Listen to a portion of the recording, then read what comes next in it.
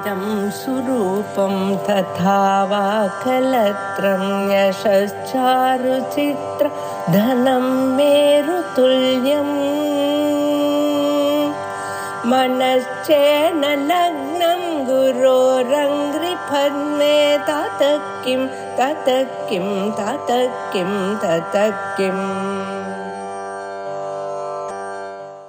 अतुलशरभो भीमः तमयज्ञो हविर्हरिः सर्वलक्षणलक्षण्यो लक्ष्मीवान् तमितिञ्जयः। तत्र अतुल इति आद्यं नाम तुला इत्यस्य सादृश्यमित्यर्थः। न विद्यते तुला यस्य सः अतुलः इति भगवान् स्तूयते।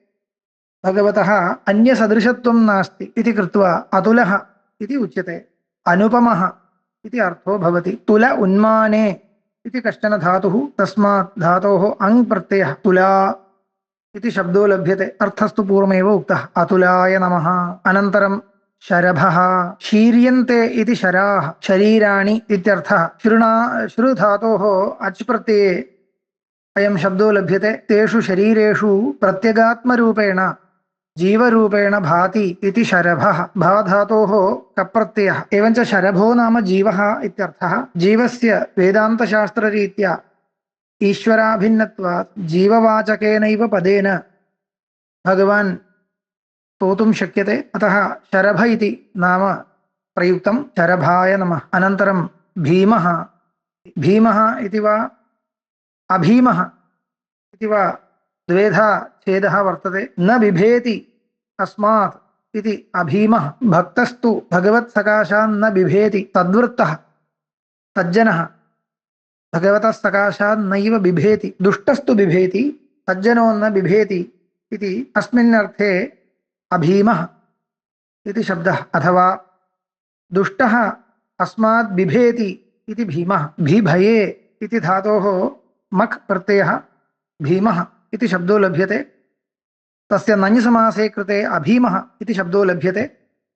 एवञ्च अभीमाय नमः इति वा भीमाय नमः इति वा द्वेधा प्रयोगः सम्भवति। अनन्तरं तमयज्ञः इति, तमयं जानाति इति समयज्ञः। तं पूर्वकात् इण् धातोः अच् प्रत्यये समयः इति शब्दो जायते। कालः इत्यर्थः। सृष्टिस्थिति संहारकालाः ये भवन्ति तान् कालान् समयान् जानाति कृत्वा भगवान् समयज्ञः इति शब्देन स्तूयते। ज्ञा धातोः कप्रत्ययः ज्ञः इति। तमयज्ञाय नमः। अनन्तरं हविः इति शब्दः। हविर्हरिः इति एकं नाम इति स्वीकर्तव्यम् इति व्याख्यानं। हविषः हरिः हविर्हरिः इति विग्रहः। यज्ञेषु देवताभावेन सन्निधाय भगवान् हविः स्वीकरोति, हविषः हरणं स्वीकरणं करोति इति कृत्वा हविषः हरिः हविर्हरिः इति पदं लभ्यते। हूयते इति हविः,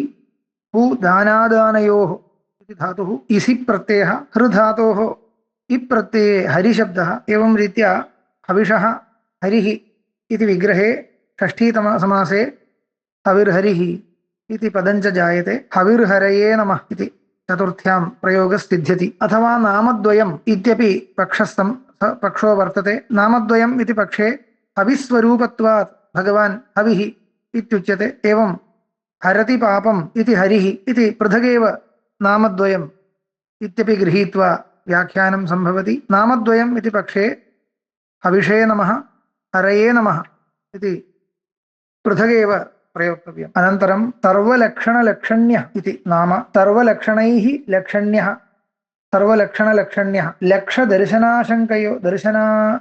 अङ्कनयोः इति कश्चन धातुः, लक्षधातुः। तस्मात् धातोः करणार्थे ल्युट् प्रत्ययः। एवञ्च लक्ष्यते अनेन इति लक्षणम् इति लक्षणशब्दः लभ्यते। भावे ल्युट् प्रत्ययं कृत्वापि लक्षणम् इति शब्दो लभ्यते। तदानीं लक्षणशब्दस्य ज्ञानम् इत्यर्थो भवति।